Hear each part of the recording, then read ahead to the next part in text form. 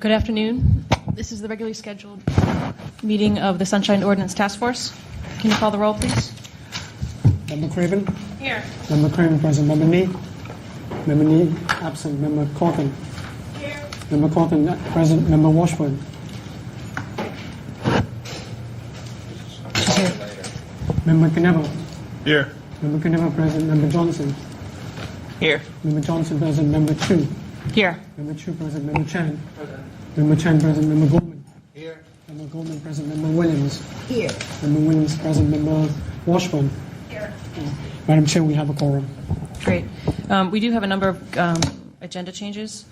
We have been asked for continuance and granted for number 10 and 11, so you can cross those out. And we have also heard from the complainant on number 6 and 7, who is not going to be here today, and we're going to continue that matter also with a request that the administrator contact the complainant between now and the next meeting and make sure that it's still applicable. In addition, just to clarify, from the correspondence we received from Mr. Lawrence, I believe it is, it's unclear as to whether or not there's still a dispute, whether or not there are documents that have not been produced. So we're going to ask, we're going to continue the matter because he indicated he would not be here. This is Mr. Lawrence, the complainant, and Mr. Rustum should contact him and find out what, if anything, is still in dispute. If there's nothing to dispute, it will be we'll treat the complaint as withdrawn. Through the chair, yes. in addition, we wanted to see if we could move numbers 8 and 9 up in the agenda. Is Ms. Flynn here and DTIS? Or the Department of Technology? Ms. Flynn? Okay. Pardon me? Ms. O'Flynn, sorry. And is representative from the Department of Technology here? Okay. Well, then we're not going to be able to move that forward. So let's call number 1, please, Chris. Item number 2. Item number 1 is the approval of minutes of February 24th, 2009. I have some typos. I'll just give them to Chris directly. Great. Any other comments on the minutes? I have some typos, too. I'll do the same. Member Craven? One substantive suggestion so that the minutes are clear. On item 10, which is on page 10 of the packet, it should be Chair Craven asked to be recused because her spouse works, not worked, works for the PUC. And then after the last sentence in that paragraph, Member Williams said she was familiar with the issues raised in the complaint and that she was on the side of the complainants. I would basically what we need to add there is because Ms. Williams could not be unbiased, she would have to be recused.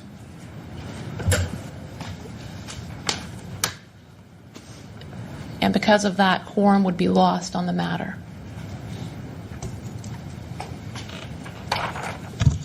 Is there a motion to accept the minutes based with those changes? I so move. Second. Roll call. On the motion, Member Craven? Aye. Member Craven, aye. Member Nee? Member Nee absent. Member Cawthon? Aye. Member Cawthon, aye. Member Washburn? Aye. Member Washburn, aye. Member Knapp? Aye. Member Knapp, aye. Member Johnson? Aye. Member Johnson, aye. Member Chan? Aye. Member Chan, aye. Member Goldman? Aye. Member Goldman, aye. Member Williams? Member Williams, aye. Member Chu? Aye. Member Chu, aye. Madam Chair, we have 9 ayes. Great. Can you call number 2?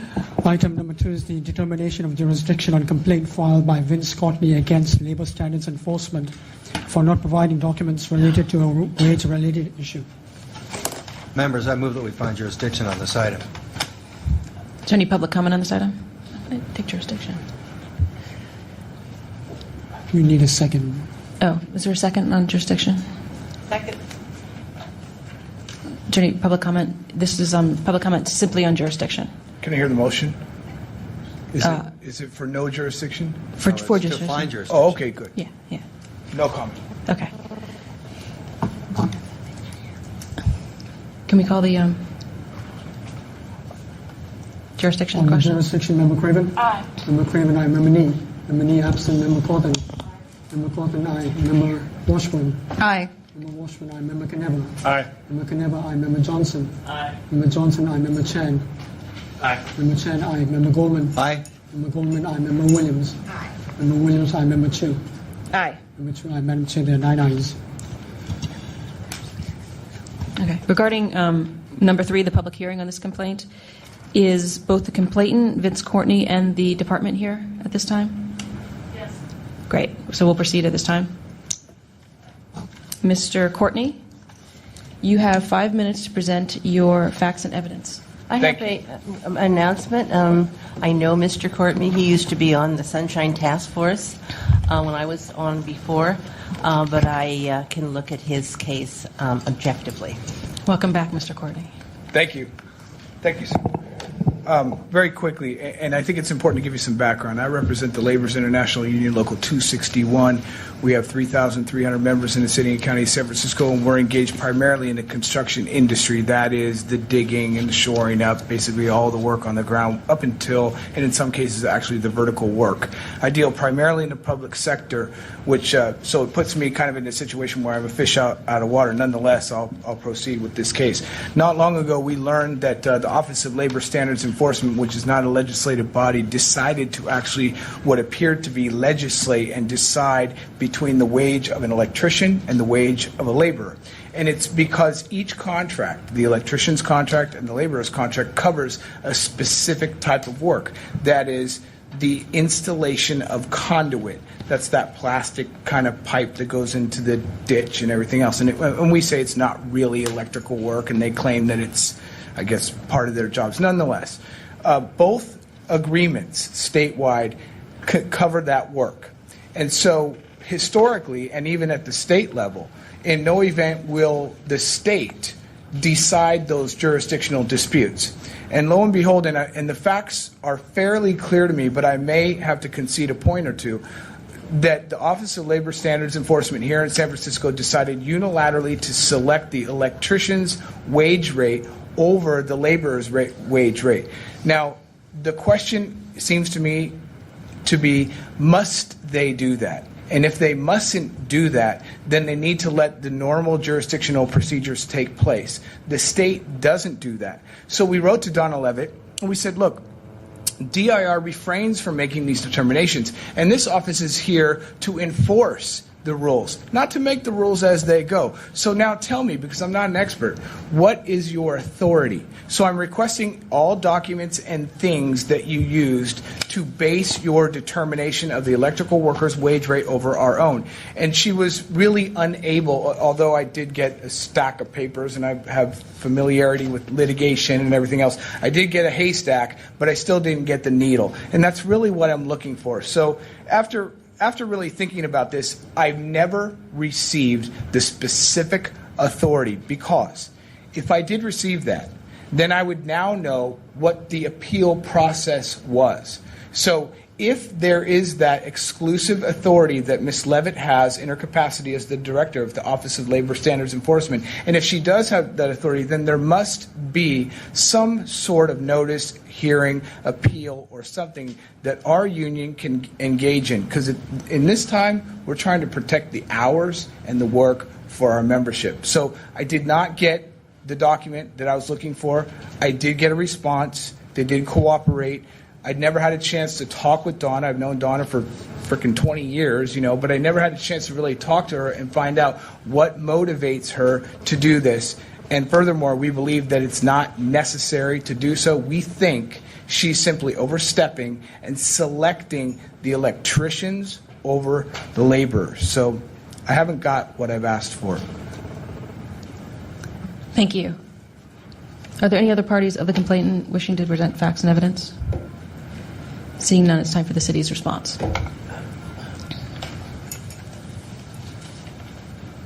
You have 5 minutes.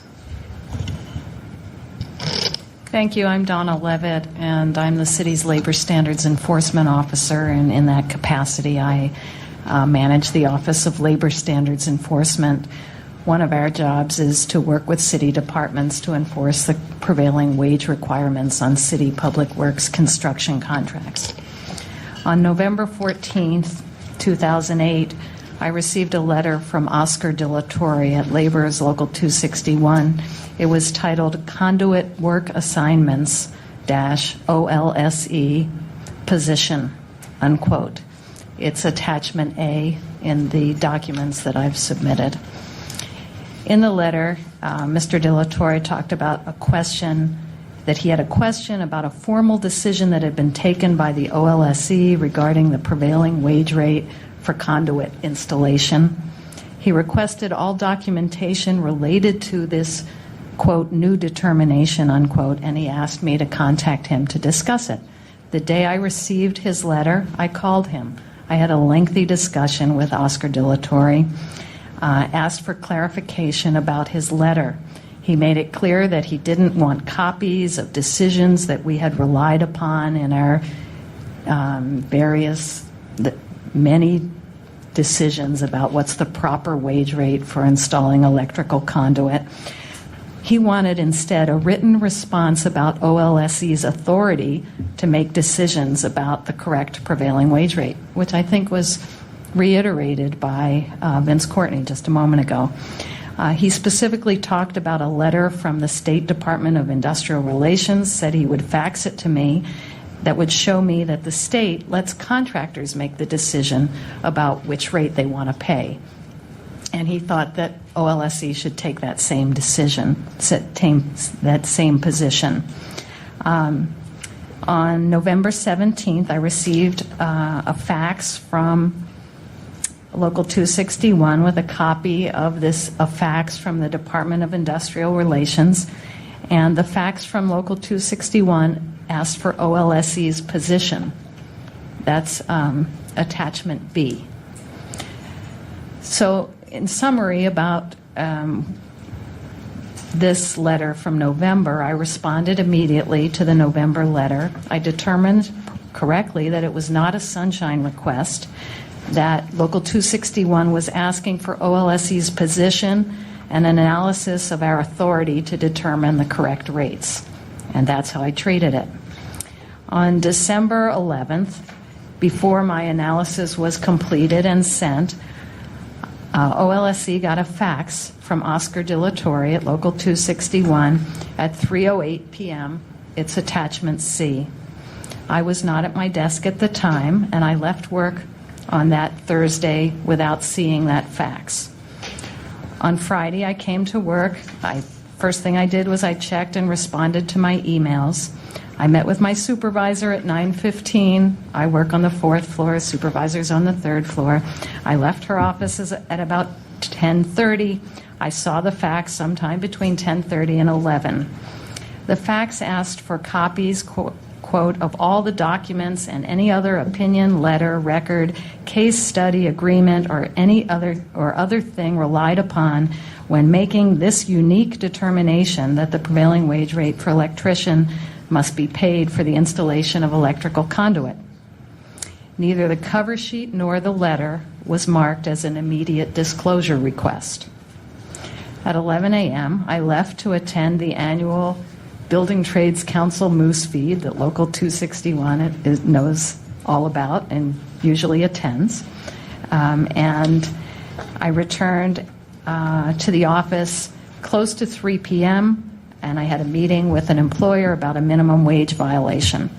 That was Friday afternoon. I came into work on the weekend because I was concerned about that fax that I had seen. I wanted to read it more carefully.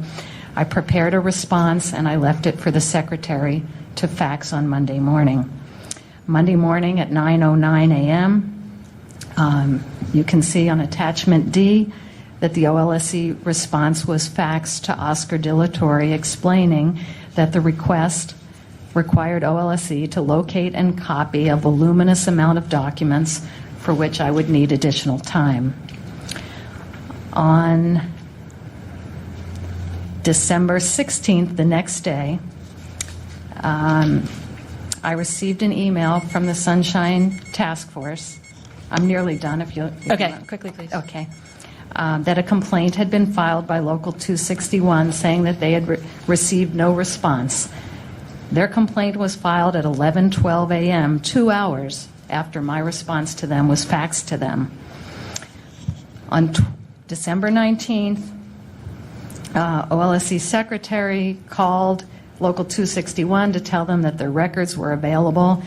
They were told that Mr. Courtney was out of town. He picked up 550 pages of documents that were responsive to his request. Many were two-sided. The letter that was attached to those documents is, I have it with me. It would be a new attachment E, if I can make that available. Thank you, Ms. Levitt. We need to make sure that we keep the time for each party as equal as possible. May I conclude with? You'll actually get another 3 minutes Okay. later in our program. And, Okay. Thank you. And Mr. Courtney can take an extra 30 seconds if he feels the need. The matter is now with the task force for discussion and questions. Questions, colleagues? Ms. Craven. My comment would be as follows. I think that the real issue here is the December 11th emergency 24-hour request, because it sounds like Mr. Dilatorre is not here, but it sounds like that Ms. Levitt and Mr. Dilatorre, as to the November correspondence, reached an agreement as to what would be provided. And so I don't think that's at issue. The question is the subsequent December 11th request. It was styled an emergency 24-hour request. Ms. Levitt says she didn't think it was an IDR. I think that's probably too narrow of a reading. We don't ask for perfection, but it looks like that's what it was aiming for. It may not have used the exact words. That said, I don't think it was appropriate IDR. It was asking for reams and reams of documents, or a stack of documents that have to be collected and reviewed. And it's not like they were asking for a copy of a policy that was readily available. So I don't think there was, to me, a violation here, either of the IDR provision or of the underlying provision failure to produce documents. With respect to specific authority, I think that the complainant has his answer. If you can't ask for a document that doesn't exist, they've provided all documents that they relied on. If you haven't found what you were looking for, then you can argue from that, as you probably will, that you don't believe they had authority. But we can't find a violation based on something that doesn't exist. So unless there's evidence that they've withheld a document, which I've seen no argument made either by the complainant and no admission or other information that would lead me to question the department, I simply don't think there's been a violation here, and I would move to find no violation at the appropriate time. But I would like to ask Ms. Levitt if in the future she will treat more generously questions that come in that basically look like they are IDR requests. Whether or not you think it's an appropriate IDR request, you need to respond that day and say, look, we're going to have to take more time. But to look at it from the eyes of a public servant saying, I think this is what they were trying to do, and honoring that.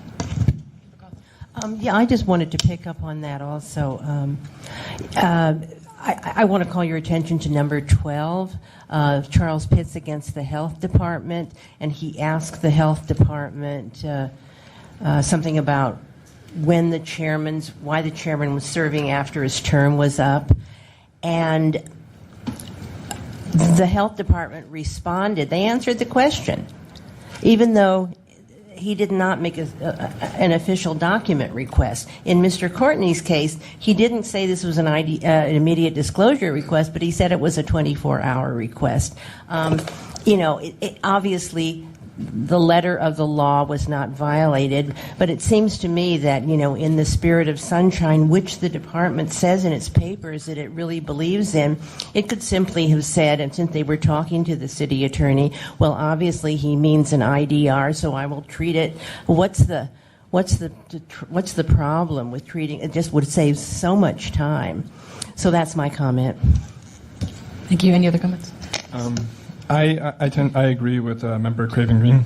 I do think that the department tried as best they could to honor the request, and I tend to agree. 550 pages is quite a lot for an immediate disclosure request, and I think from what I've heard and what I've read, the complainant seems to be looking really for explanation and not really documents, and I don't think that falls within our jurisdiction, so I second the motion to find no violation. Any other comments? Now, part of our process is to give the respondent and the complainant opportunity to clarify. We start with the responding agency. If there's anything additional you'd like to add, Ms. Levitt, you have an additional 3 minutes. Thank you. I appreciate your comments about treating it as an IDR, even though it wasn't specifically labeled as such. But it also was not a simple, routine, or easily answerable request. Rather, it was a more extensive or demanding request, using the language of the ordinance, that required approximately 13 hours of our staff time to locate and copy 550 pages. Nevertheless, OLSC complied within the time requirements of the Sunshine Ordinance. And in conclusion, I just want to say that our office takes very seriously the Sunshine Ordinance. And I believe in this case we correctly determined that this was not an immediate disclosure request, that the 1114 fax was not a Sunshine request, and we responded to the 1211 fax within the legally required time frame. So thank you very much. Thank you. Complainant. You have 3 minutes and 30 seconds. Okay. I do appreciate the 13 hours that was spent. That was never our intention. Our intention was to answer a simple question, the answer which was not forthcoming. Because the door was shut in our face, we decided that we would look to an agency such as yourself that was interested in protecting the public interest in open government. The fact still remains, this is a body that is an enforcement body. They are not to be making legislation or determinations or anything else. So put simply, had Ms. Levitt simply responded with the particular ordinance that gave her her enforcement powers or whatever rule or law she was relying on when she decided to select the electrician's wage rate over the laborer's wage rate, when we know all too well the state doesn't do that, then she could have complied with our request within about 5 minutes. So the fact that she chose to send me case studies about after-the-fact awards of jurisdiction and wages that were related to somebody who didn't pay anybody, and then to penalize him, they paid the electrician's wage rate for the work that we're talking about now, the installation of conduit, that was gratuitous. That had nothing to do with what she knew all too well was our concern. Our concern was that she was deciding that she was going to act like the local labor secretary and begin to make judgment calls. She was going to make determinations, and what we wanted to know was, under what authority are you doing that? Did you get a letter from Mayor Newsom? Has he now instructed you to make these decisions? Did you get a letter from Ed Lee? Is there anything that you have? Because you claim that you have that authority. But rather than engaging in a thoughtful discussion with us or any dialogue whatsoever, she chose simply to forget that we had an unanswered question. So then I asked her, give me everything you relied on. And she sent me the kitchen sink. But what she never sent us was a clear, specifically set forth argument, ordinance, rule, anything about what gives her the authority to select the electrician's wage rate over the laborer's wage rate when there's a conflict and both contracts cover that work. So now it gives rise, and I'll have to talk to Oscar De La Torre, it gives rise to the question, if in fact she doesn't have to produce that to me, and you all agree that that's the case, she simply doesn't have to produce that, she's just now going to do that, what is the appeal process? I mean, how do we appeal that? Or is she just the judge and the jury and the executioner? That's really what government's about. What's the process? I didn't want the cases. I just wanted to know the truth. Thank you. The matter is with the task force for motion and deliberation. Let me just say, Mr. Courtney, I think what Vice Chair Craven was trying to say earlier, or did say earlier, was the fact that you didn't get the information that you want, it's possible it doesn't exist. Sure. And that, I understand. unfortunately, might be the answer to your question. Unfortunately, it might be. So, not that I'm a subject matter expert or anything. I just want a point of order. Did Member Craven, did you make a motion? Because Not officially. I will make a motion to find a violation. okay, I responded hearing that you said that. So And will you second that I motion? will second that. Any more comments? It's time for public comment on this item. Seeing none, We are ready for the vote. On the motion not to find violation, Member Craven? Aye. Member Craven, aye. Member Nee? Member Nee absent. Member Cawthon? Aye. Member Cawthon, aye. Member Washburn? Aye. Member Washburn, aye. Member Knebber? Aye. Member Knebber, aye. Member Johnson? Aye. Member Johnson, aye. Member Chan? Aye. Chan, aye. Member Goldman? Aye. Member Goldman, aye. Member Williams?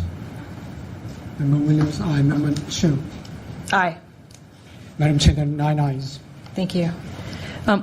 Let me address I just want to find out whether DTIS is here yet regarding number 8 and 9.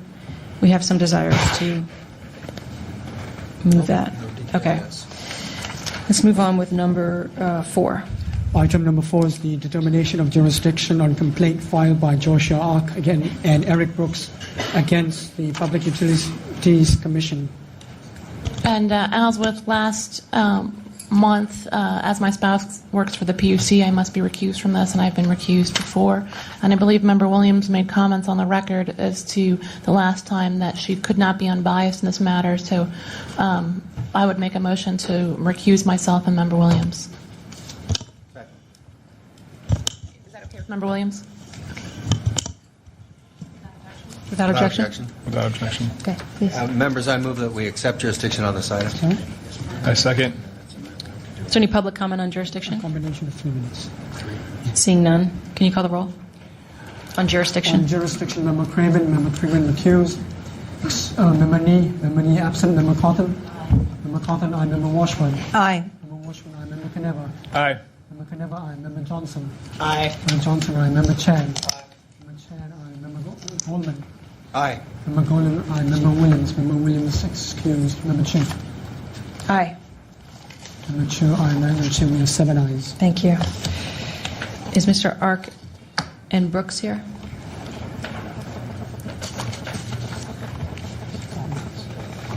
You have 5 minutes combined. Thank you. Hello, members of the task force. My name is Joshua Arce, and I'm executive director of Brightline Defense Project. This complaint in this instance arose during one of the most discussed and debated issues probably within the past 10 years, and that was the issue of whether or not the city of San Francisco should build new power plants between Bayview Hunters Point and Potrero. The last time we came here, there was many community members and other individuals that have spent a lot of time, many years, with this issue. As the item was continued, we decided that it's better to come here and focus with very narrow specificity on the issues before the Sunshine Ordinance Task Force, because I think it is a very, very narrow issue. So in that sense, my comments might be rather brief. The narrow issue here is involving a sunshine request for all communications between the San Francisco Public Utilities staff and the California Independent System Operator State Regulatory Agency, the California ISO it's called. And that agency is an agency which governs the reliability of our electrical grid and has influence on whether or not cities and other players in the grid build new power plants. So we requested through the Sunshine Ordinance all communications between the SFPUC staff and the Cal ISO staff between March 1st, 2008 and May 21st, 2008. This is a very critical time period during the decision-making process of whether or not the city would decide whether or not to build new power plants, as during the time period in question, there were 4 hearings in the local agency formation commission. There was 2 hearings at the San Francisco Public Utilities Commission, a hearing in the Board of Supervisors Committee, 2 votes at the full Board of Supervisors.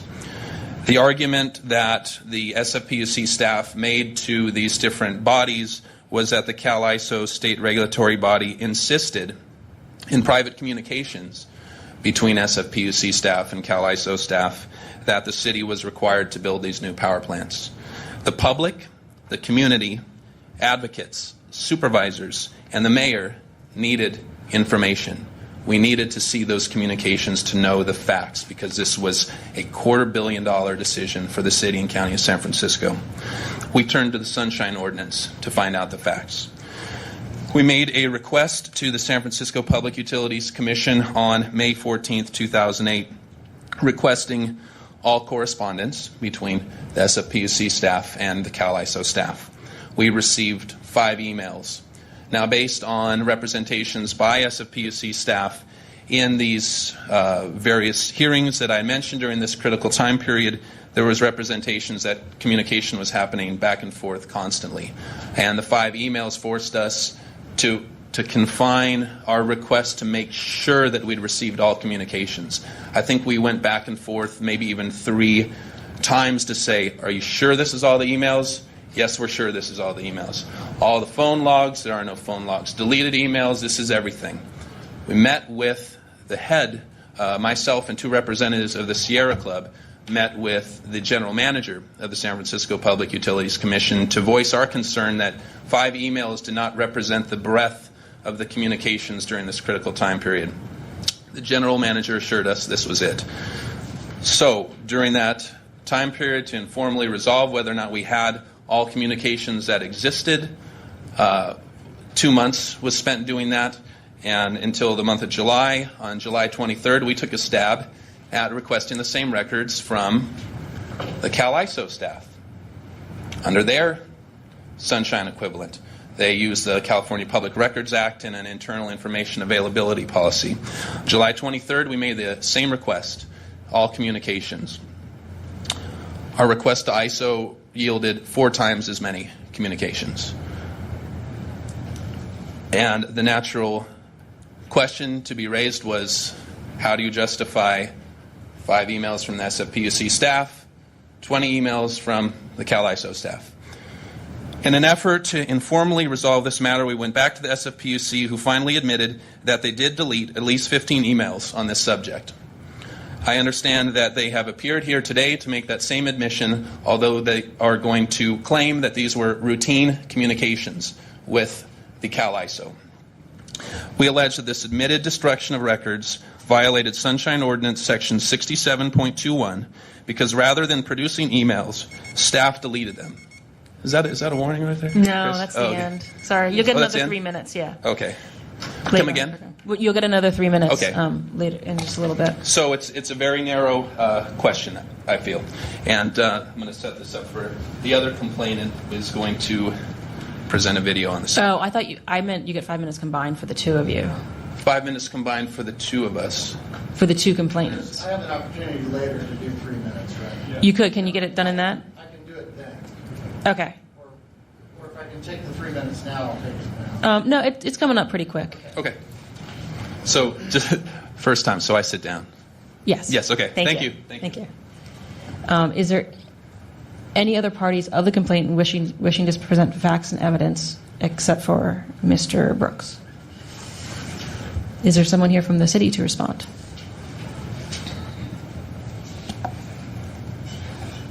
Members of the task force, good afternoon. Tony Winokur, Director of Communications for the San Francisco PUC. We conducted multiple searches with staff of our power enterprise and our external affairs staff, which did do some work with CalISO through this. Much of that communications occurs by telephone, where they did not produce documents, and under the Sunshine Ordinance, we're of course not obligated to produce documents that don't otherwise exist. In response to Mr. Arce's request, again, we conducted several searches and produced all that the staff made available to us. Ms. Hale, in particular, the Assistant General Manager for Power, did acknowledge that she, as a course of her daily business, does delete emails that she receives. She receives hundreds or thousands of emails, as do all of the employees of the PUC. We don't keep them all. There is some discretion with staff as to which emails they believe are part of their routine business. Much of what was produced by CalISO that was not produced by us, in our opinion, were those kinds of emails. Drafts of letters, the final which we actually produced to Mr. Arce, communications from CalISO saying, did you see this article that was in the San Francisco Chronicle? Those are not core mission types of business, in our opinion, that Ms. Hale deleted. And some of the things were items about meetings, which Ms. Hale then put in her calendar, which was not a communication from CalISO, and she deleted the administrative email about the scheduling of a meeting. There was no request made for Ms. Hale's calendar, I might point out, which might have provided the same kind of information that they were looking for, but was not communication between the PUC and CalISO.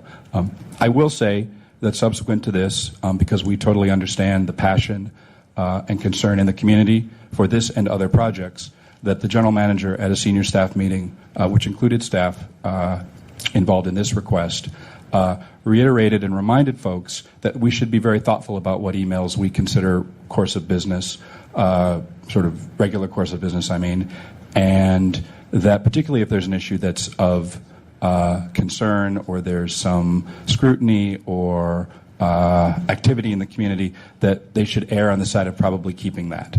And so that is something that's been reiterated to senior staff throughout the organization and to frontline staff. And we still assert that the emails that Ms. Hill deleted were routine parts of her daily business, and it was appropriate for her to do that, and we produced everything that was responsive that existed at the time that Mr. Arce and Mr. Brooks made the request. Thanks. Great, thank you. Are there any other parties of the city that wish to respond? Seeing none, the matters are the task force for discussion and questions. Mr. Winokur, I have some questions for you.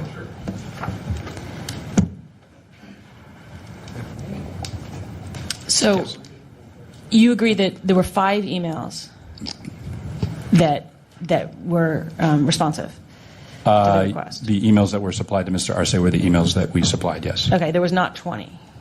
CalISO, I believe, according to Mr. Arce, and I believe he presented them, produced more emails than we did. Right. And Ms. Hale acknowledged that she did delete some emails that she believed were sort of routine interagency communications, not as part of her daily work to keep her email inbox So clean. she's saying that she deleted 15 emails, or she's saying that she deleted more than 15 emails? Or she has no idea how much? I do not know. I believe I do not know the answer to that, and she does not count the emails that she deletes. Okay, she doesn't have a sense for.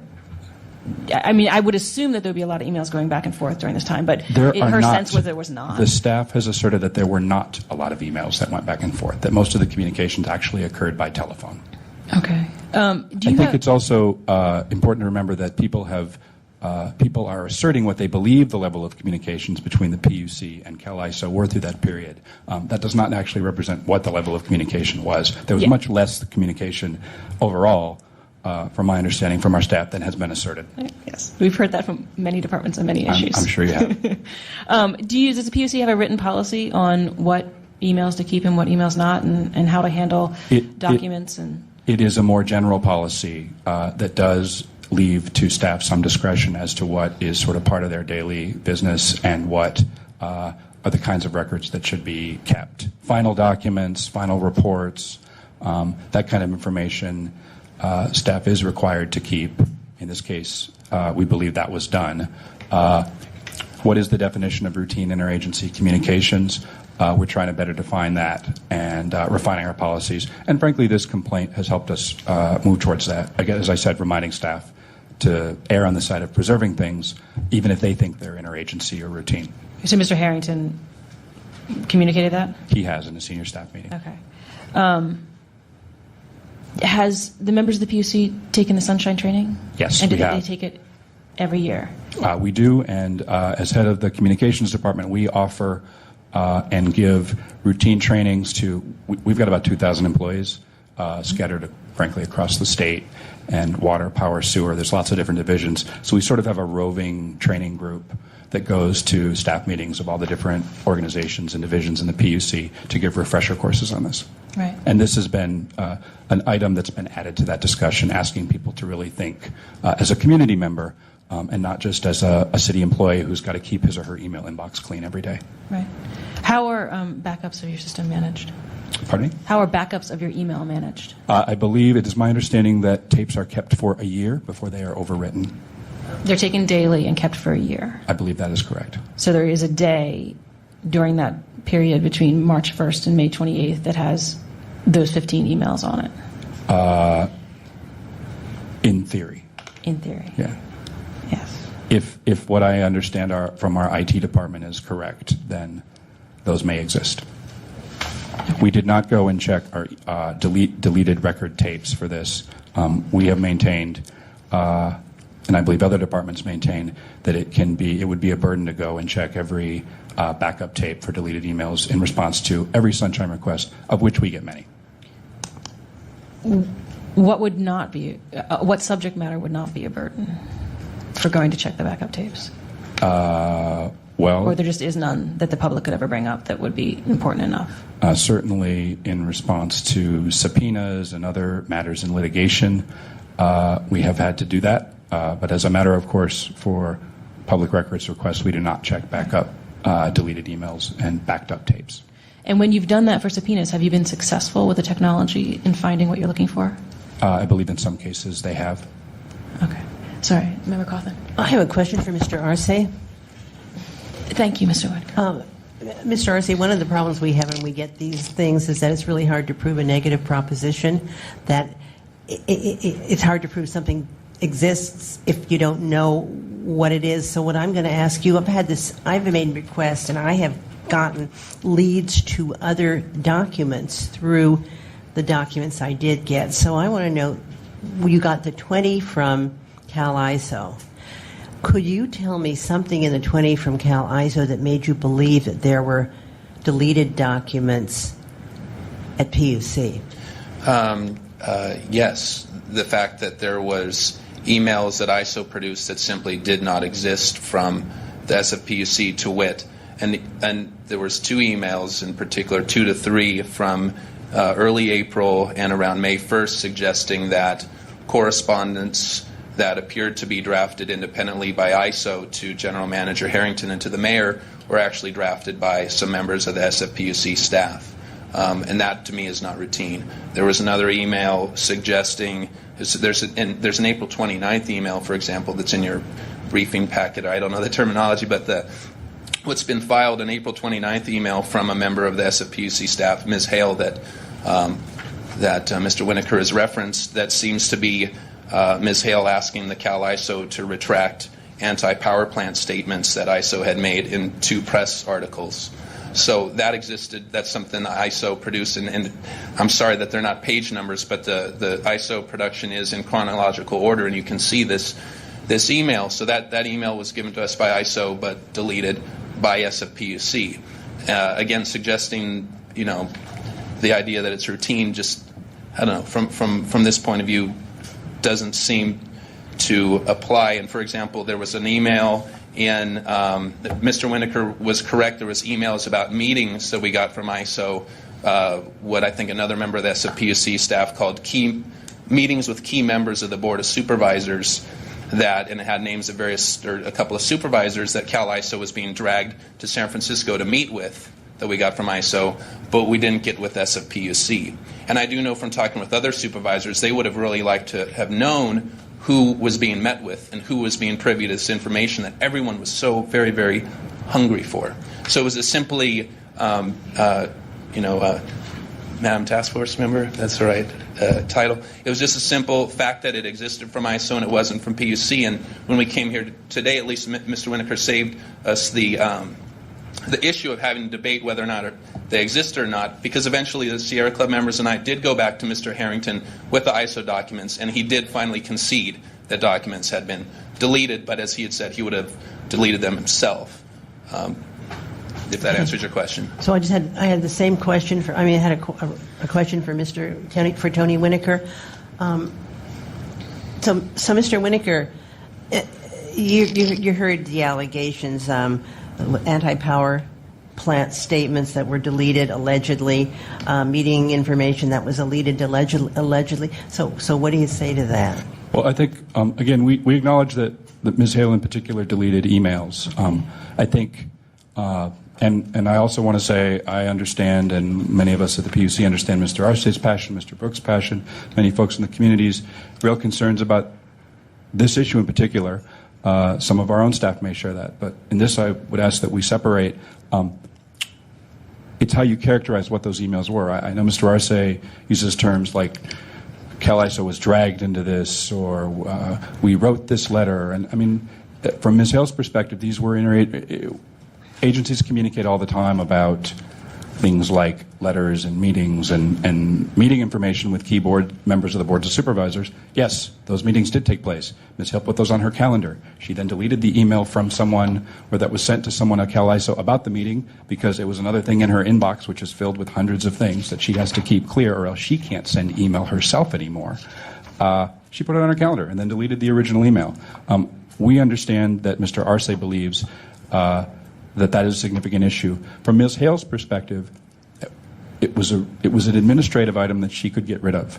And so again, particularly in issues like this around which there's community passion, we have reiterated to staff that people don't always see things through the same lens, and ask them to think from the perspective of someone in the community who might want to see this stuff, and ask them to err on the side of preserving it. And so in this case, again, this complaint has been a useful example for us with our staff on what can happen if we don't see things through the same perspective. So that was going to be my second and final question. So you said that you have indeed developed a new procedure, if I understood you properly, as a result of this complaint. And could you please describe that to me? Yeah, and Member Cawthon, it's less of a new procedure. I think, as this task force knows better than anyone, compliance with the Sunshine Ordinance is an ever-evolving and will never be perfect process that I think every department, and particularly us, strives to achieve. It's more of a new advisory that we give with every training, with every refresher training, and again, using this as an example, a good example. Okay, thank you very much. I say this because I'm chair of an education and outreach, and we're always ready to come out and make presentations.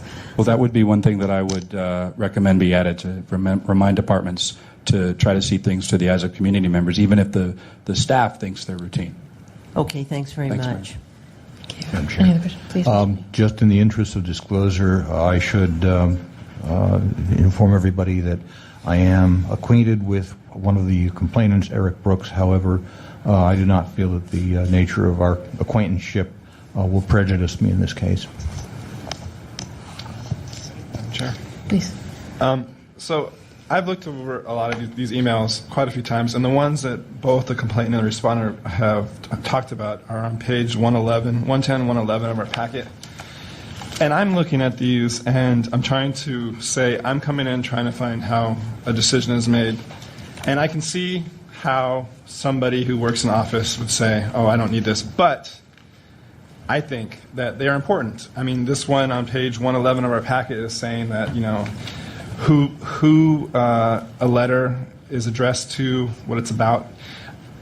I mean, I can see that, yes, maybe outreach needs to happen again, but I still think that there is a problem with not having all this information when you go back and be able. I mean, I've looked through all these emails, all 20 of these, and I haven't found anyone that I would say just toss away. I mean, there's some relevant piece of information in each one. So I'm leaning towards violation. Any other comments? Has everybody who wanted to talk? Because I'd like to say something when everybody has. I think so. Well, now,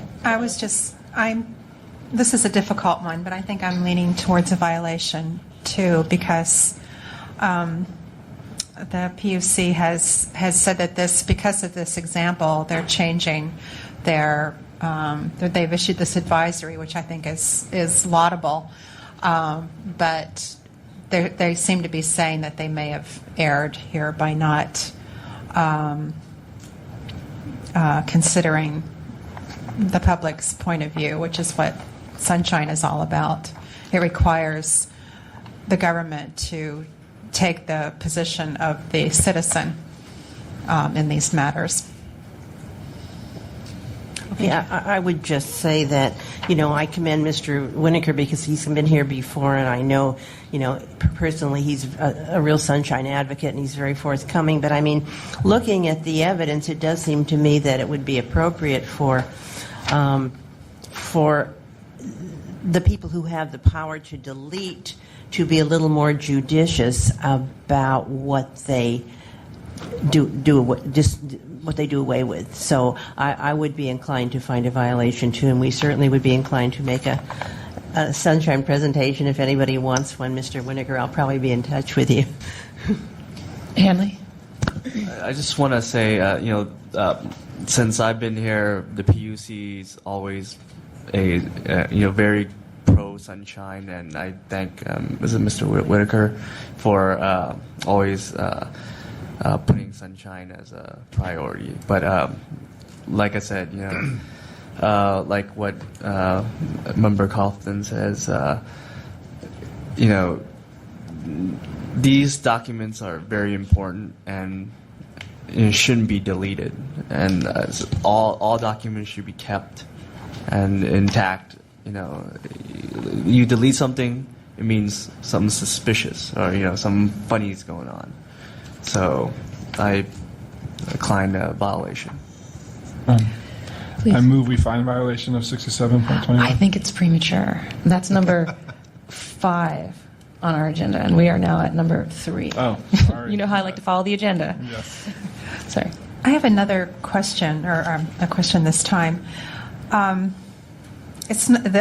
emails were deleted from inboxes, but they aren't gone from the world. They're on backup tapes. So what is the burden on the department in responding to a request like this, where there's, some good chance that perhaps some emails were deleted that would answer the member of the public's request? It doesn't seem like it's creating new records, really. I mean, we've found a number of times that departments should provide documents in the form requested, even though that requires, it's sort of making a new document, converting from PDF to a Word document. So this is a question for the members and something to think about. Well, along with that, it's on the backup tape somewhere. Mm-hmm. They can produce it for a lawsuit, but they can't produce it for sunshine? I mean, what's up with that? I'm a little troubled by that, so I think we need to send a message regarding that. Can I ask, Please. Is there precedent? Have we seen this with another department where they actually did, per the Sunshine Ordinance and request through Sunshine, go back and retrieve deleted emails? Has this happened before? We have been at odds with DTIS about going into backups or not. And honestly, the fact that that Mr. Winokur said that they have successfully gone into backups and gotten it has been the first time I've ever heard it successfully happen from a technology standpoint. So first we got to figure out whether the technology works, and I think the PUC keeps it differently than say a lot of the departments that rely on DTIS, and so we've got that to figure out. But the fact that the PUC can do it makes me happy. The fact that they're not doing it also. Ms. Sanchez, the issue. The reason the PUC doesn't have to go into their backups is because it's burdensome. Is that correct? It is burdensome, but it's something that I haven't addressed in the past. I'd be happy to have Ernie look into it and get back to you guys at your next meeting. You mean on what legal authority that they can say that they don't have to go into their backups? Just in general. I'll have him look into the issue just in general. Okay, I think we'd appreciate that because this is definitely an item that comes up. Let me move ahead in our agenda. The respondent and complainant both have 3 minutes for any additional clarification or rebuttal. We start with the city department, and then we will have 3 minutes with the complainants. Mr. Winokur, do you have anything additional to say? Members, Tony Winokur, San Francisco PUC. To member Neber, just to point out, though certain emails that Ms. Hale viewed as administrative were deleted that I understand you thought were very substantive, this is not the extent of all the communications that were produced. And so final letters and such were actually produced, letters that were addressed, and you referenced that. So again, certain drafts or what Ms. Hale viewed as routine communications were deleted, but the final products were provided and were public. To the notion that we shouldn't delete emails, and I appreciate we do try to meet all the requirements of the Sunshine Act. We normally have, it's a point of pride for our department, and we get hundreds of requests. It isn't actually possible to keep every email that our staff get. They have to delete some. Literally, my own email, I get so many every day, and people send huge attachments now, as I'm sure you're all aware. If I don't delete emails every day, I literally can't send an email out within hours. And so that is, it is not something we love as a city, but technologically we can't support keeping all emails. I mean, it just isn't there. And so, again, it goes to staff discretion. And so, again, we have tried to remind staff, as I said before, to try to view things through the eyes of the community. But that's always going to be a little bit different perspective. And I think it's difficult to say we're in violation or we're not in violation. Obviously, that's your judgment. But in this case, again, we maintain that Ms. Hale did not violate the ordinance, that she used her discretion, which not everyone agrees with. And to the subject of backups, we do believe it would be an extreme burden, given the number of requests we get, if in addition to that we had to go back and look at all backup tapes for the past year for items related that were responsive. That would be a huge burden to the agency and to our IT department, and would probably stop a lot of our other functions. So that's my response. And thank you for your consideration. Thank you. The complainants have 3 minutes. Good afternoon. My name is Eric Brooks. First, just on the note that was just raised, I've been a computer kind of techie my whole life. I've got emails. I've got almost all my emails stored since 1993. And you can store emails without them interfering with your ability to send emails online. I think most of you are probably well versed in that reality. I want to specifically raise 2 points. One is this point of these emails being routine. If you look at the media reports, if you look at the fact that this issue was an extreme contention both at the Board of Supervisors, at the SFPUC, people got fired over this issue at the SFPUC. This was not a routine issue at all. This was a big deal. And when you have an email suggesting that the Assistant General Manager for Power is helping write letters that she is then holding up in hearings saying, CalISO independently told us that we have to do this. That's not routine. That goes beyond even not routine. That raises questions of ethics and possibly some even deeper and more troubling questions.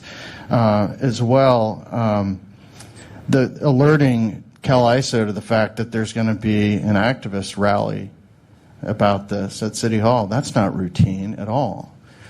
These are not routine emails. This was not a routine issue.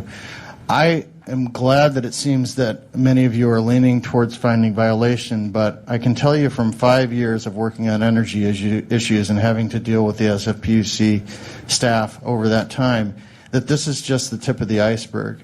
That to do with the power plants, with clean energy measures, community choice aggregation, a recent hearing before land use over a private solar panel array.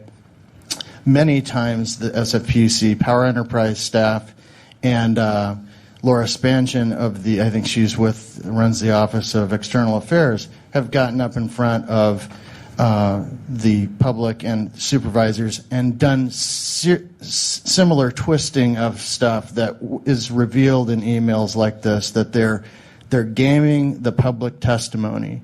And so I would like, beyond finding violation, I would hope that you would also ask for further investigation into just what the SFPUC Power Enterprise and External Affairs staff are exactly up to, and if there's anything untoward going on.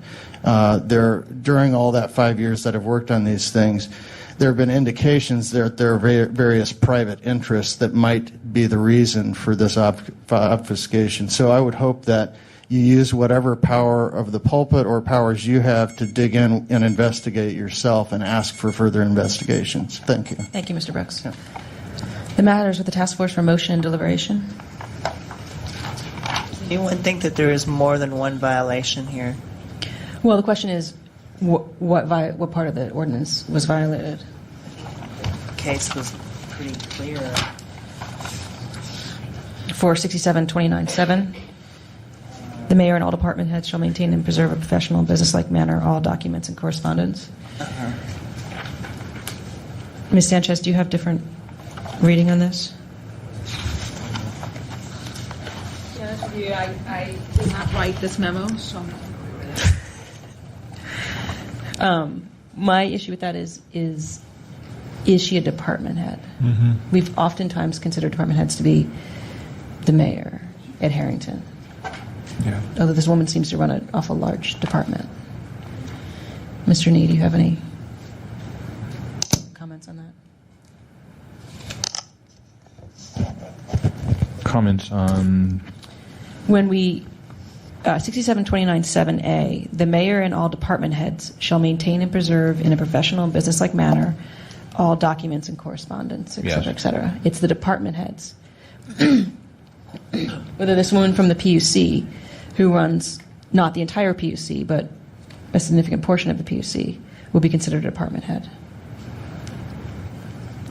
Well, I'm not that familiar with the structure of the PUC, so I'm not sure I'm qualified to answer that question. Okay.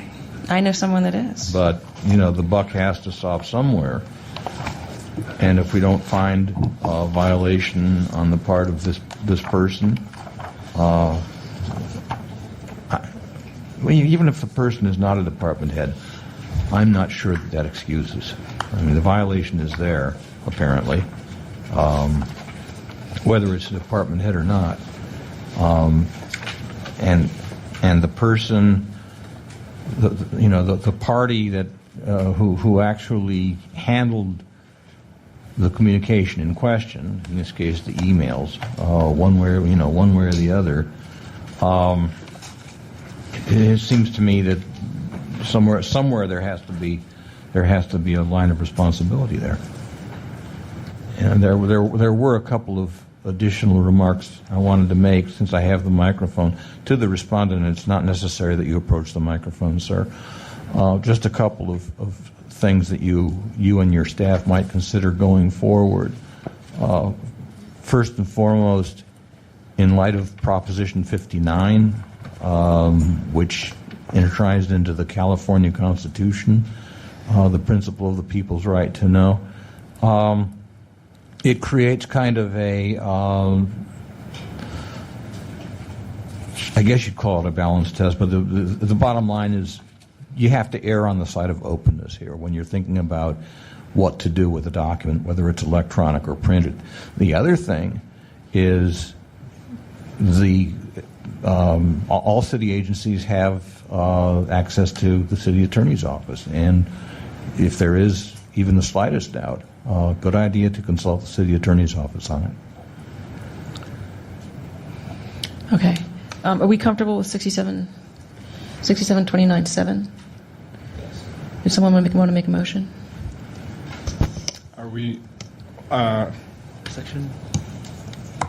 a motion for both? Is that what you're saying, or just for one? I'm still looking at 21. Is it 67.21 something destruction? Or No, just 67. A motion for 6721 and a motion for 6729. What part of 6721? 7?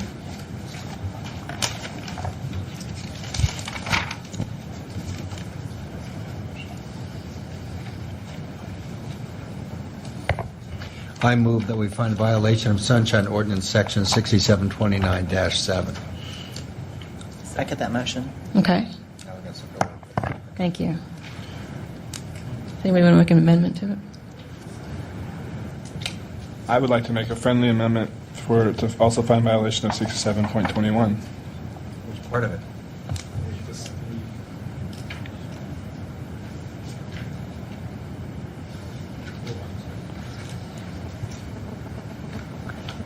Now, if I may, just reading 67.29-7, it seems like that section does rotate around the fact of whether the person that you're discussing is a department head or not. Just, keep that in mind, because it doesn't sound to me like this woman is a department head at Harrington. But just, Right. A la Ed Harrington. Mr. Winokur, could you come up here for a second? Tell us about our respondent at the PUC. I'm sorry, explain. What was the question? Miss Hale is Ms. the woman Hale. that was responding to the records request? Is that true? Ms. Hale was one of the respondents. It was an agency-wide record request. Ms. Hale was one of a very limited number of staff who would have had any communications with CalISO. So she largely was the person who had communications. with Okay. them. Did Mr. Harrington look through his email for communications? He did. He Okay. had no email communication. Thank you. It's also important to keep in mind that Mr. Harrington was not general manager during At the time. much of the discussion. Okay, thank you. Did you want to make an No, amendment? I withdraw my amendment. Yeah, I couldn't find anything in there Yeah. myself. Never mind. Is there public comment on this item? Ray Hartson. Listening to the conversation, I'm kind of baffled by this because it seems like this is a very short time frame. Most of the emails concerned relate to one particular person, and doing most database searches, you can usually get that kind of information fairly quickly by using delimiters. You'd basically say all emails for this particular person during this time frame. And as a result, they could have produced all these. Now, at the time, they feel it was onerous, but they always present this, we'll have to go through hundreds of thousands and millions of emails, when really most of us know databases now can be searched very quickly with very little effort. And I would think particularly once the Sunshine complaint was filed, they would have done so to present the evidence to you so that you could have looked at it and seen whether anything that was deleted was of any substance or not.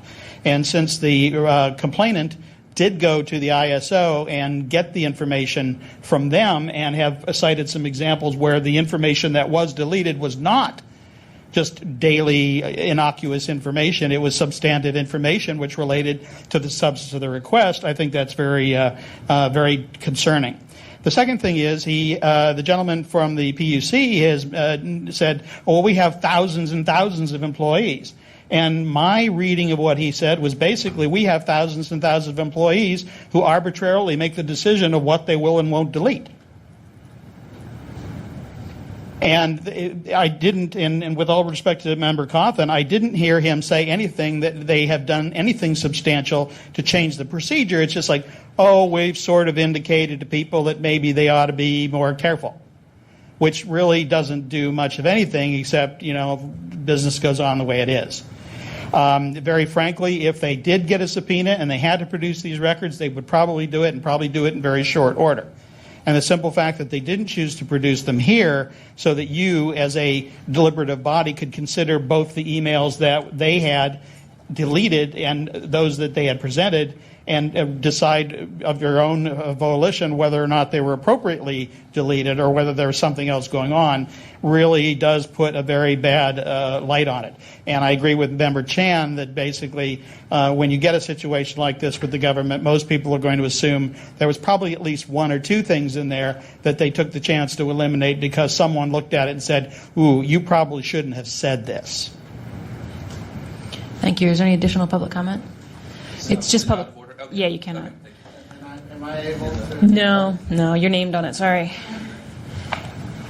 I have one other question for the task force. Do we want to ask the PUC as a part of this, as a part of this item, to go back into their tapes to look for additional records? Certainly ask. Yeah. Do we need to add that to the motion, Ms. Sanchez? Is that normally? If that's your order of determination. Okay. Does the second accept? Yes. Maker accepts. Okay. Can you call the question, please? On the motion to find the PUC in violation of 67.29-7, Member Craven recused. Member Nee. Aye. Member Nee, aye. Member Cawthon. Aye. Member Cawthon, aye. Member Washburn. Aye. Member Washburn, aye. Member Knebber. Aye. Member Knebber, aye. Member Johnson. Aye. Member Johnson, aye. Member Chan. Aye. Member Chan, aye. Member Goldman. Aye. Member Goldman, aye. Member Williams. Member Williams recused. Member Chu. Aye. Madam Chair, we have 8 ayes. Thank you. It's after 5 o'clock, and it's time for public comment on items not on the agenda. Does the public have any comments?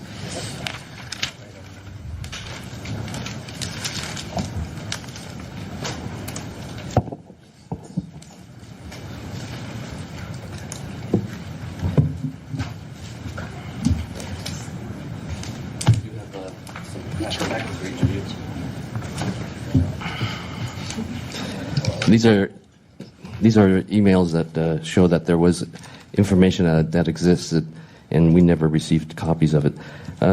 Good afternoon, members. Anonymous Tenants here.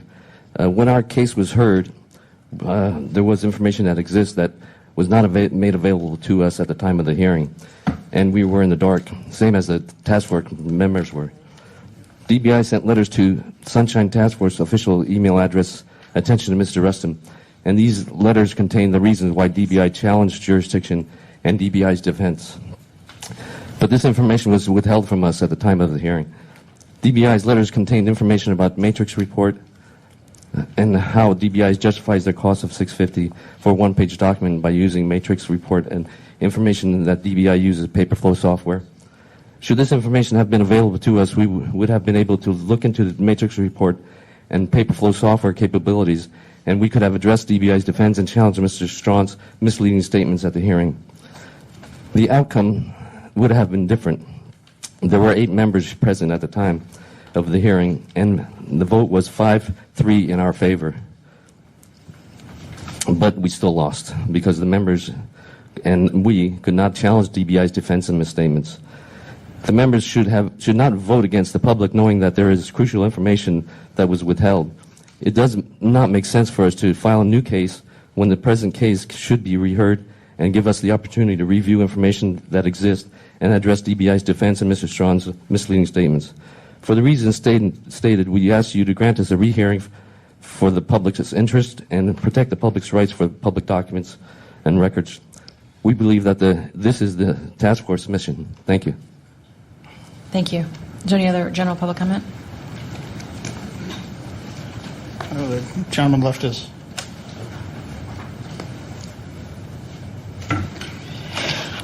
Ray Hartz, and I sent a letter to Chairman Chu, and I further asked that a copy of that letter be sent to all members of the task force because I'm becoming increasingly concerned about the opaque nature of the operations of this task force. In particular, the determinations being sent now into the Education, Outreach, and Training Committee instead of the Compliance Committee. And the reason that is because if you go to the San Francisco City Government website and you look at the task force, it says very clearly there that letters of determination will be sent to the Compliance and Amendments Committee for enforcement. If you look at the procedures that are the San Francisco Sunshine Ordinance Task Force Public Complaint Procedure, Section F says the administrator shall send the order of determination to the complainant and respondent. They have 5 days, yada, yada. After the issuance of the order of determination, the Compliance and Amendments Committee shall review whether there has been a compliance with the order of determination. If you go to your own bylaws, in section Article 6, Section 1, under the Rules Committee, it says the Rules Committee shall review matters related to the amendments of the task force bylaws and procedures for task force meetings and shall assist the chair in the task force to ensure that all annual objectives are enumerated in the Sunshine Ordinance and met by the task force. And then it goes on and lists the duties of the Compliance and Amendments Committee, saying the Compliance and Amendments Committee shall monitor compliance with the orders of determination. So basically, you have chosen, for whatever reason that I do not understand, without any procedure or any hearings before the Rules Committee, to start sending these letters of determination, not to Compliance Amendments, which is clearly stated on your website, in your bylaws, and in the complaint procedure for this committee, to the Education and Outreach Committee. Now, I have no problem with EOT working with the city agency to help them come into compliance. However, if they have had 10 years to comply, someone brings a hearing before the board, gets a determination that they are not in compliance, and then for some strange reason, instead of being sent to the Compliance Committee, which all of your own rules say it is supposed to be for compliance, it is now sent somewhere else without any rationale. It makes it very hard for any citizen to really understand the process. I have mentioned this before. There should be very clear procedures. If there is anybody in this city that should have totally clear procedures, it is this one. And I have right now you violate your own bylaws. You're violating the procedures you publish to any complainants about how you operate, and you're not acting in the way that this committee is supposed to operate. And as a result, I think you're being totally unfair to all of those people who take the time and energy to come before the task force, present a case, get a determination, and then all of a sudden it disappears into EOT. Now, if EOT wants to go off on its own and look at particular cases where people aren't providing and give them things, that's all well and good. But please follow your own rules. Thank you, Mr. Hartz. Is there any other additional general public comment? Hi. Good afternoon. I would like to know, we were led to believe that today you are going to vote for on the rehearing request regarding case 08054. Is it right not, or is it you're going to vote? That's not on our agenda. But we make the request on timely, on March 2nd, and I was told that it would be scheduled for rehearing. With this issue, there's been some correspondence on this. This is a procedural issue. Our rules provide that if there's a request for rehearing within 10 days where there's identified information that was missing that had not been provided to the task force, it will be reset. Here, and Mr. Rustin can correct me if I'm wrong, Mr. Rustin's feeling was that the information that had allegedly had not been presented to the task force was not identified by the complainants who sought rehearing. Therefore, he asked for that information to be identified. It wasn't done within the 10-day period. Therefore, it is not automatically on our agenda. That I'm explaining what happened from our administrator's point of view. So, at this point, there are two options. You can, now having identified the information that you claim was not presented, I think through the chair at the chair's call, the chair can have this listed as a petition for a hearing for the next full task force. If that's granted, it will be heard at the next date. So that's 2 months away. Or you can file a new complaint that's limited to the issue which you seem to be calling in your information, which is to the cost of the records. And you can file a new complaint based on that issue, which will be heard at next month's hearing. So, through the chair, it may have been a situation where our rules were not as applied as broadly as they should have been, but that's where we are. It's not on our agenda. It cannot be discussed or decided today. So you have two options, and I've just explained them. So you should decide which option you want to follow and let our administrator know, and then we'll proceed. Okay. It's March 2nd when we request for rehearing. Is it on timely, or is you are saying that it's not timely? This is general public comment. Do you have any other comments? I want to know because I come here is based on... Ma'am, I said it was on time, but it failed to identify the information that had not been presented to the task force. So it was timely, but not complete in the eyes of our administrator. All right. And I apologize. I think in future we try to be generous about this, and we try to get these things on track. It didn't happen, and we're sorry. And now you have two options to move it forward, so please select one of them, and then we'll deal with it.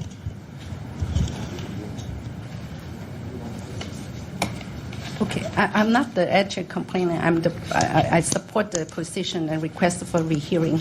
And then I actually talked to Mr. Rustin about my being here. Is it going to be vote on the rehearing? And then he nicely said, it's up to the board, the members, okay? Right. And reviewing the record, I don't see that this is some request from the board members or Sunshine Task Force and says we want to specify what the issues you are you're not provided or something like that. It's just like where General says that all you have to do is a request for a rehearing, okay?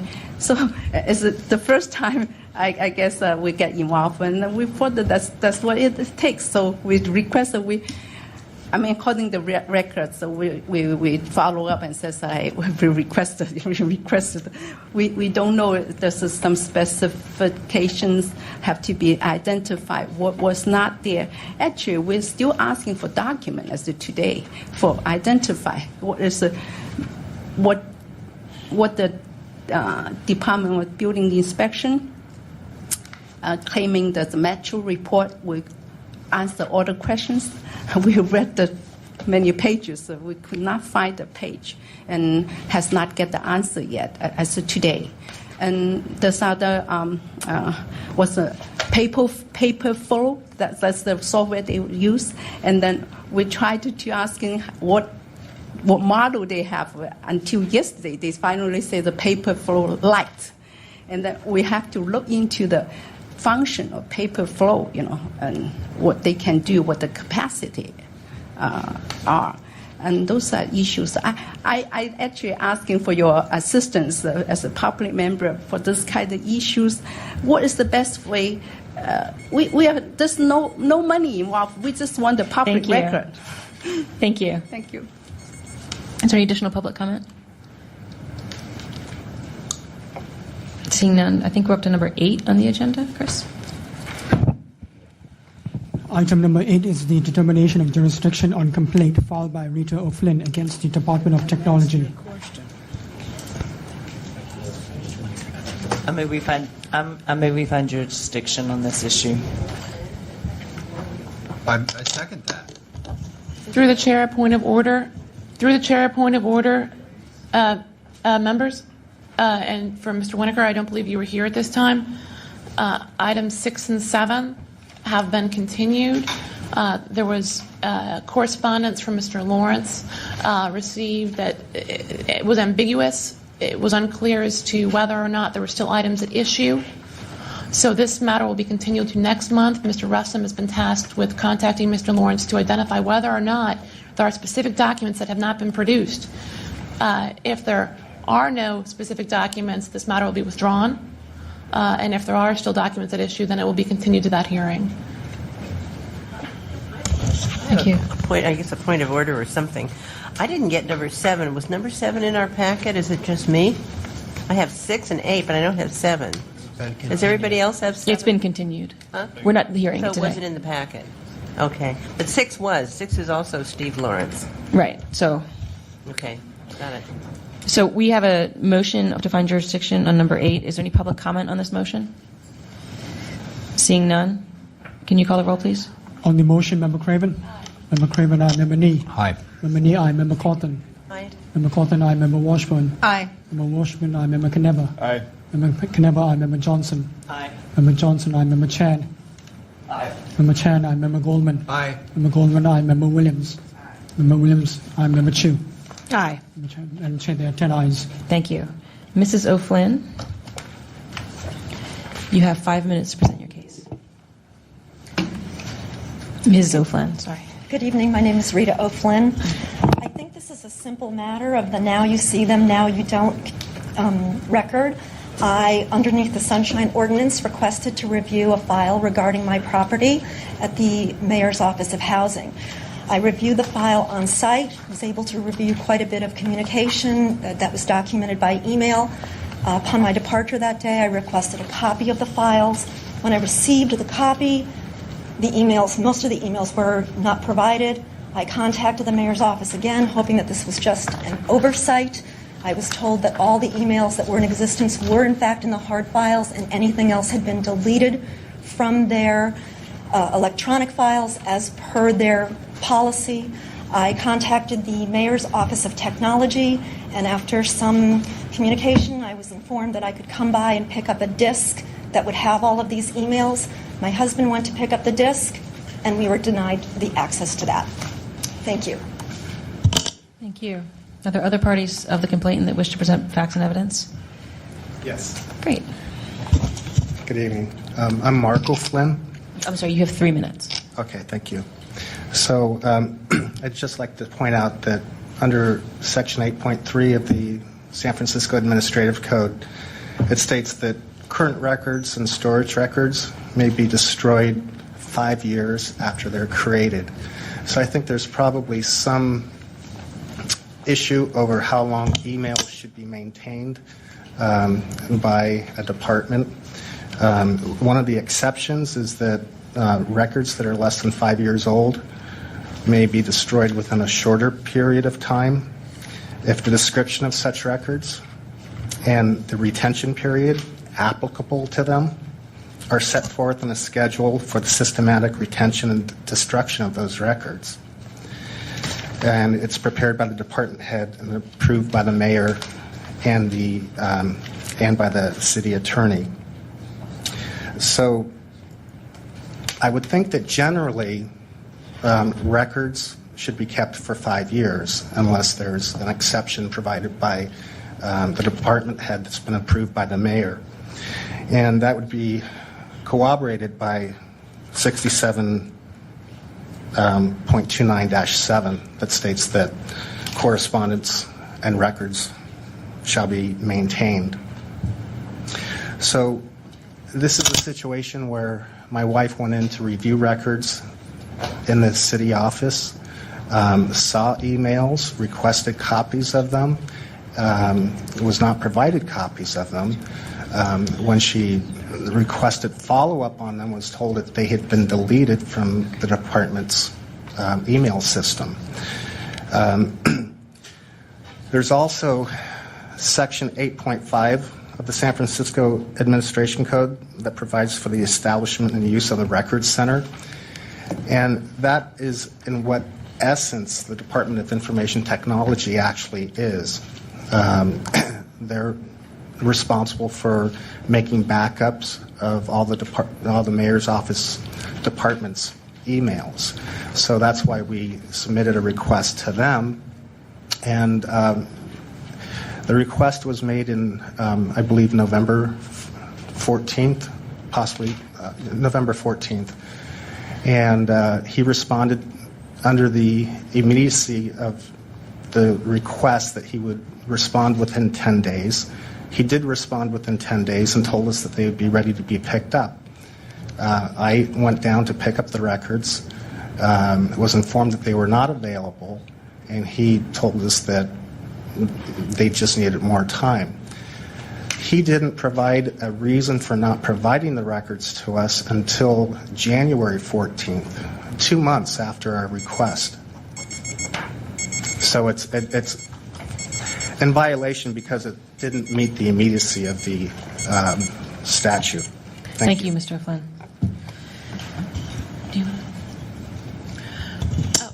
I would just like to point out to the complainants and the respondents that at my request, a copy of the mayor's office record retention policy, which governs the destruction of certain records, at least according to what they've decided, and then it has been signed off by the mayor and the city attorney, but theoretically should have been noted in our jurisdictional memorandum by our city attorney, but was not because it is applicable to this issue. I had a copy of that pulled, and I wanted to pass a copy to the O'Flynns. I apologize, I meant to do this before the item started. And to Mr. Vincent, if you want one, I believe there's an extra copy, but it has been passed out to members of the task force. Mr. Vincent, you have 5 minutes. Hi, Ron Vincent, Department of Technology, formerly known as Department of Telecommunications and Information Services, DTIS. I just wanted to acknowledge that we did receive this request back in November, and the request was a very complex request that came into the department that dealt with individuals who were current employees of the City and County of San Francisco as well as former employees of the City and County of San Francisco. And the executive record for these documents obviously lies in those respective departments. In this case, it was the Mayor's Office of Housing and the Board of Supervisors. Because of the complex nature of the request, we did request a extension because we were looking at records that were very broad in nature. And in its request, they were asking for well over 5 years worth of documents, as well as all emails pertaining to 3 individuals in this particular case. So as we acknowledged, and the O'Flynns were very reasonable in our attempts to try to receive or try to locate these records, we did ask, Mr. O'Flynn did come to pick them up. They were not ready at that point. As we do as a policy, as a department, we submit all of our requests to the city attorney's office, because in this case we're talking about all emails coming from individuals that would possibly include personal emails or personal information that would not be required to disclose in the form of in the Sunshine Policy. The other issue that we had to deal with was at just the pure scope of this. We were looking at possibly millions of pages of things based on someone's email history. And as you know, as the department has disclosed in the past, we don't have a document retention policy as it relates to email. Our backups are for disaster recovery. And so what I tried to do with Mr. O'Flynn, for an example, is explain to him that we were able to recover these documents. However, it's not in a mode that you can actually read them. And again, because of things are a snapshot at a particular time. You could be going through documents for not just weeks but for months trying to figure out or whether or not something is missing or whether or not something was deleted or what have you. Again, those policies lie within the individual department. We did, since that request and dealing with the city attorney's office during that time period, we also got a subpoena for these records from an attorney that requested basically the same thing that the Sunshine request was asking. And at that point, the subpoena was rejected by the court, and we mistakenly, as a department, and I will admit that the subpoena kind of overrode the initial Sunshine request, and that we didn't respond to ultimately the Sunshine request because we treated the subpoena as the precedent, and that's we didn't learn that they that we didn't respond to the original request for the Sunshine request. And so at that point, we were reminded by Ms. Rito Flynn that we never responded to the initial request. However, so at that point is then when we sent them a letter that stated what our position was on this particular request. I might add again that, we've had this issue come up with our department in the past as related to records. And in the past, the task force had indicated that we were not required to provide backed up versions of the department's mail because, again, it was never designed to be a document retention. It was just basically document recovery.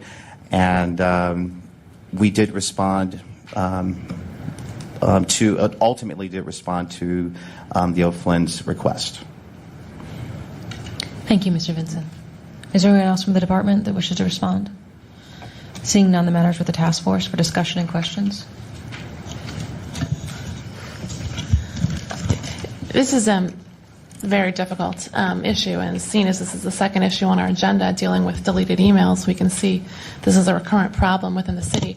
I see this as basically two-pronged issue. And what you have is what to me is a very troubling apparent conduct by the mayor's office of housing, which is they gather information for your review. You say, great, I want copies of this information, and then a certain time later when those copies are provided, suddenly the emails are missing. So you have a department that knew you were interested in these documents, had the documents, knew you wanted them copied, and at that point they destroyed them? Arguably, at that point, there's a legal requirement for those to be maintained. Those are subject to an operative Sunshine request at that juncture, similar to a document preservation request in litigation. So I find that incredibly troubling as an initial matter. However, this complaint is only against the Department of Technology, as far as I know.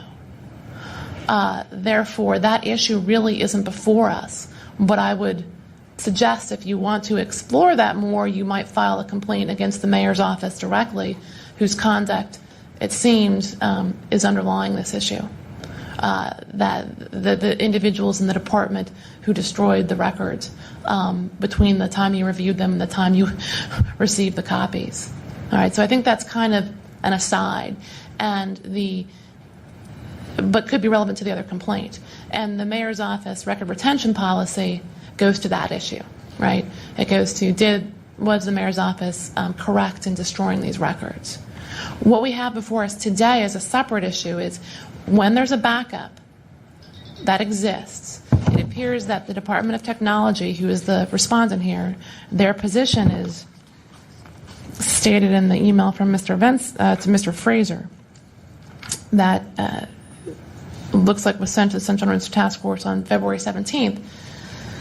Each city department is responsible for maintaining copies of public records consistent with its record retention policy, where a city official consistent with his or her department's records retention schedule has deleted or placed in the trash folder an email communication. Neither the Sunshine Ordinance nor the State Public Records Act requires the city to search backup tapes to retrieve such messages. That's what I have a problem with. That backup tape is a public record. The emails on that backup tape are public records, subject to Sunshine requests. Now, the question is, are there any exemptions to produce those documents? Are there any burden arguments that are properly brought under the Sunshine Ordinance as to producing 5 years of emails?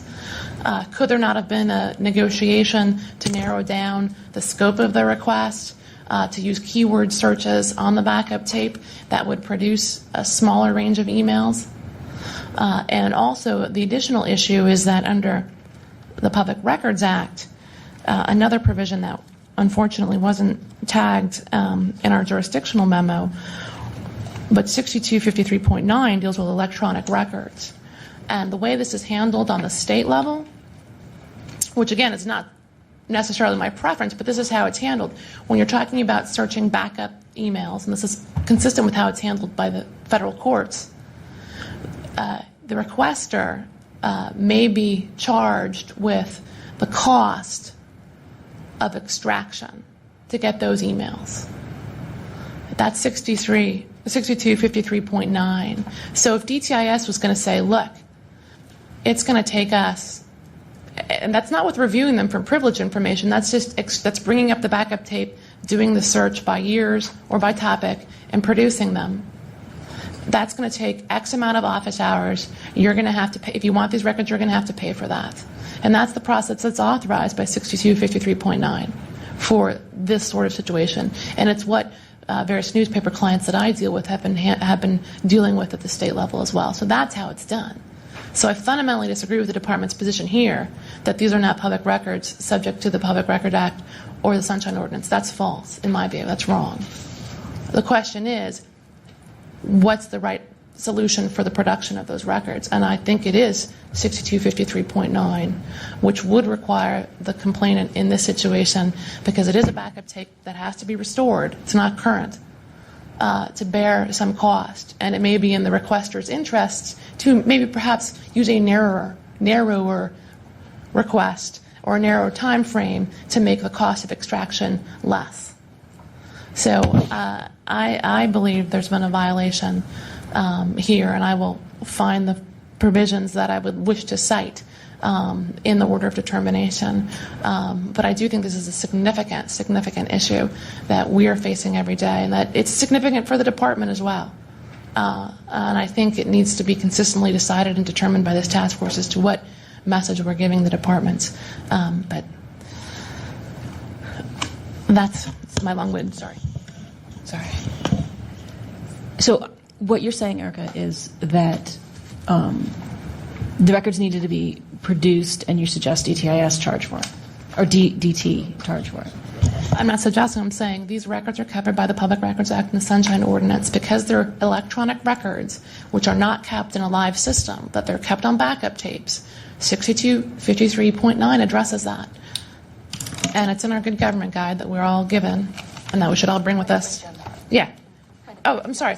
Bring it down to a sentence. Yes, these are public records that DTIS is obligated to produce, but that the requester may bear the cost of the extraction of the records they seek. Mr. Vinson, if they were looking for the mayor's records from 2 years ago, would you be able to access those? If there are backup tapes, I think the key here, though, they're not indexed. They're not searchable. So even if we went through all of these documents, still may not be able to find what you're looking for. So, and we don't know what they do on their end. We just, again, our job is just to back up. It's a snapshot of that particular day.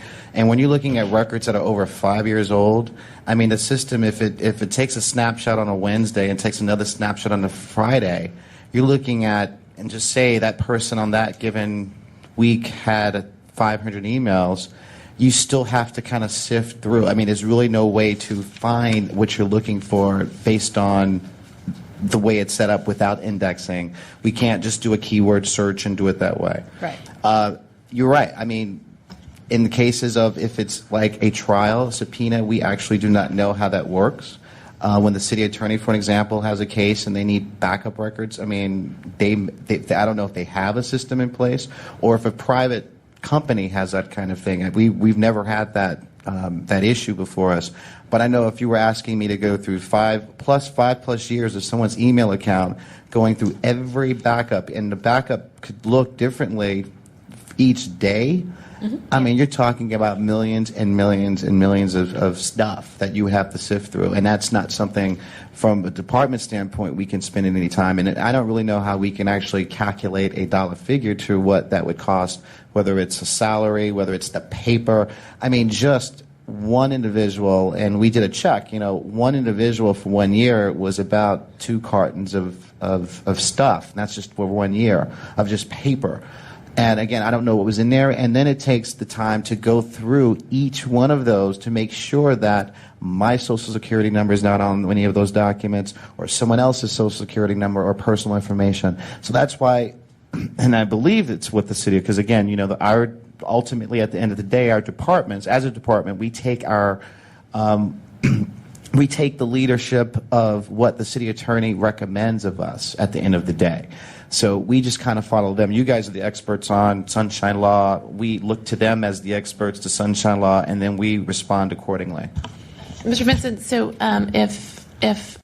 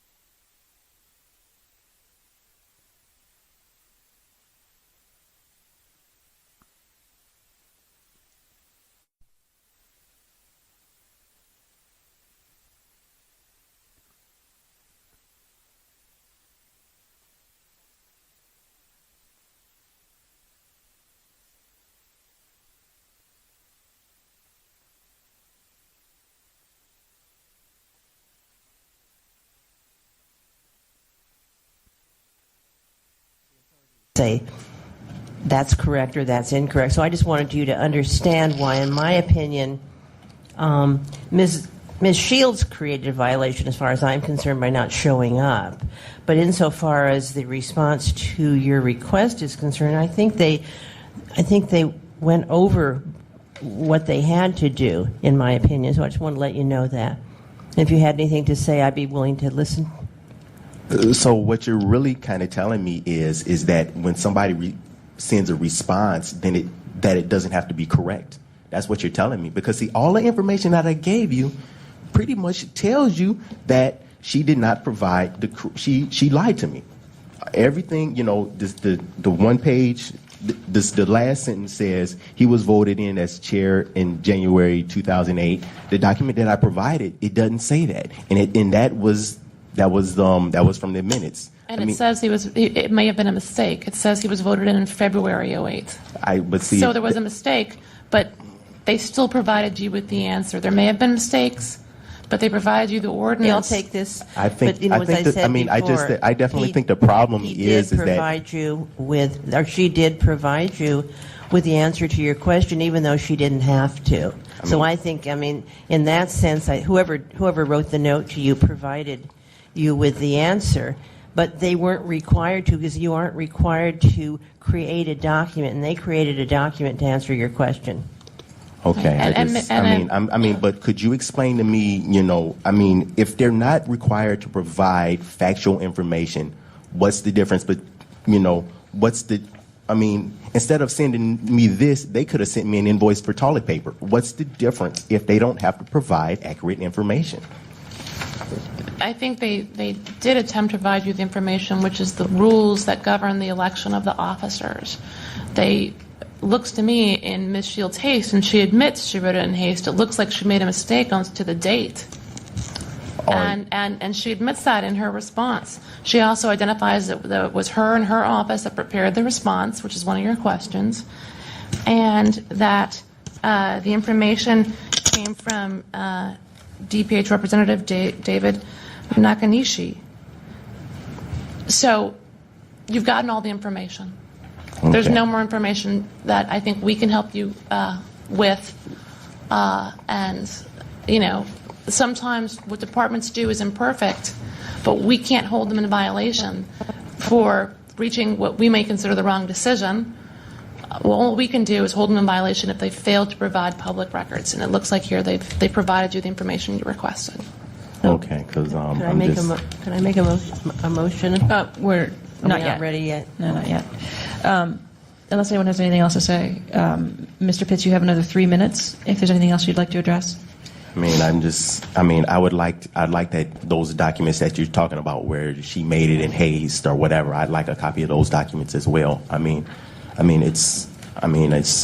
It's definitely egregious where she can pretty much give me any type of response she wants, and she's not held accountable for it. It's page 197 and 198 of our packet. And to the extent that you don't have a copy, I'll ask Mr. Rustum to make you a copy, or actually I can give you my copy.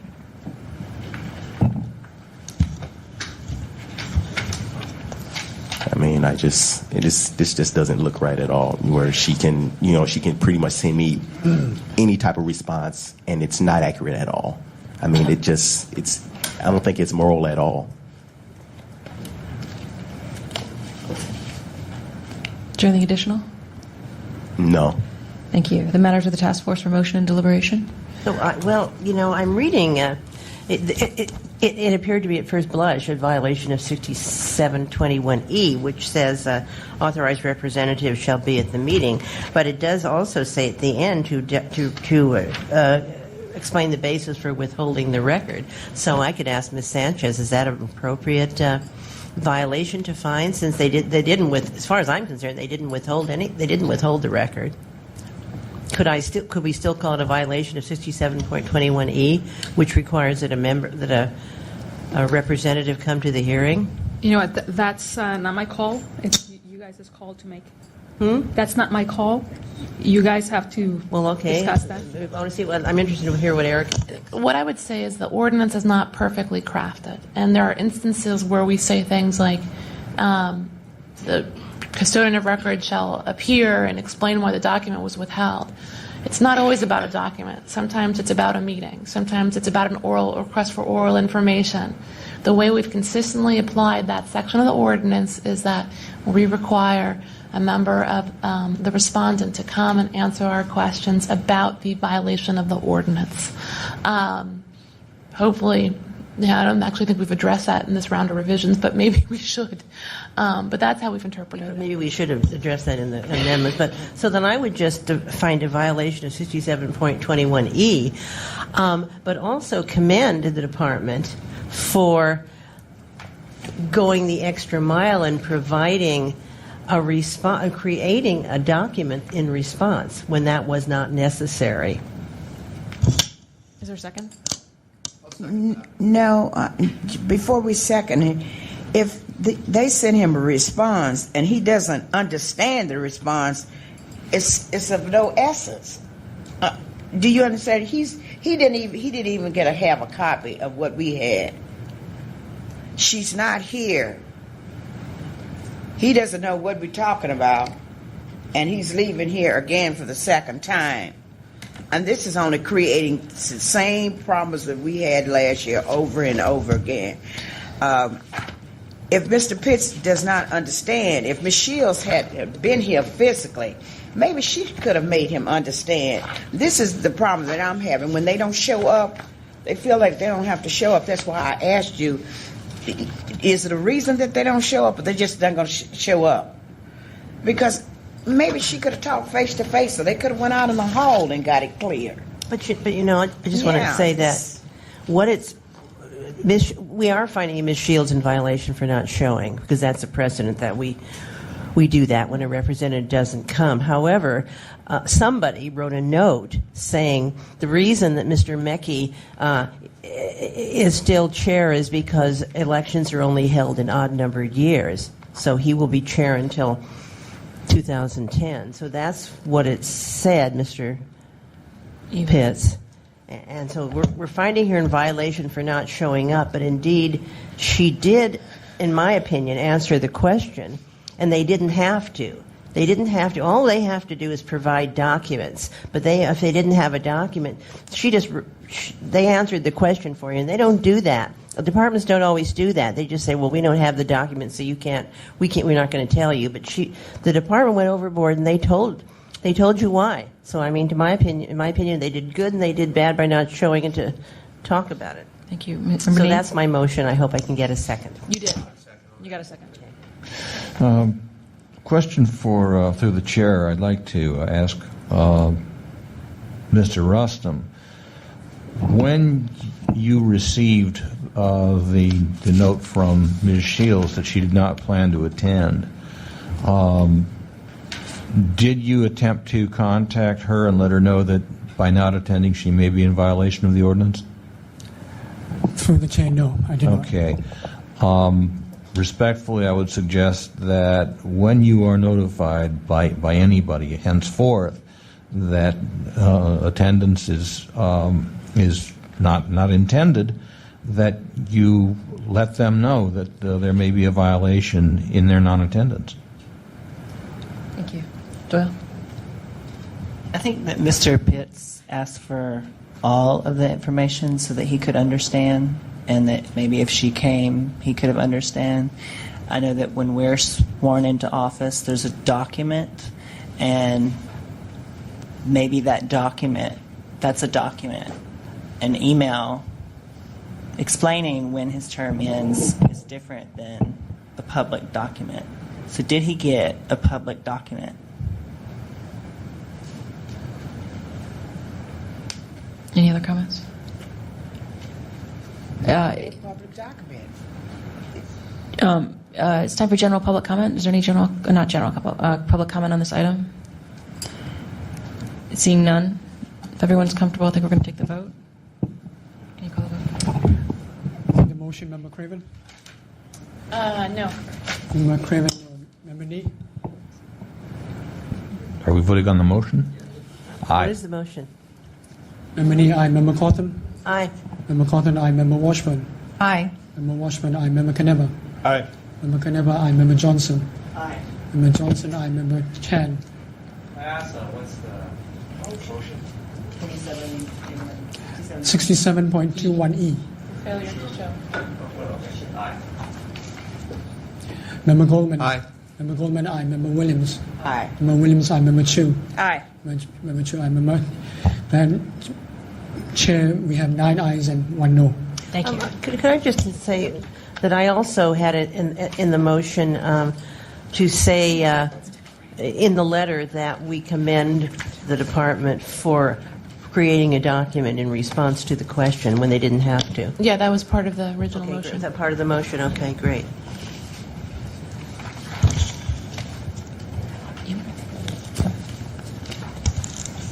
Okay. That's a movement to take a 5-minute break. Let's come back in 5 minutes at 25 past. Okay. Thank you.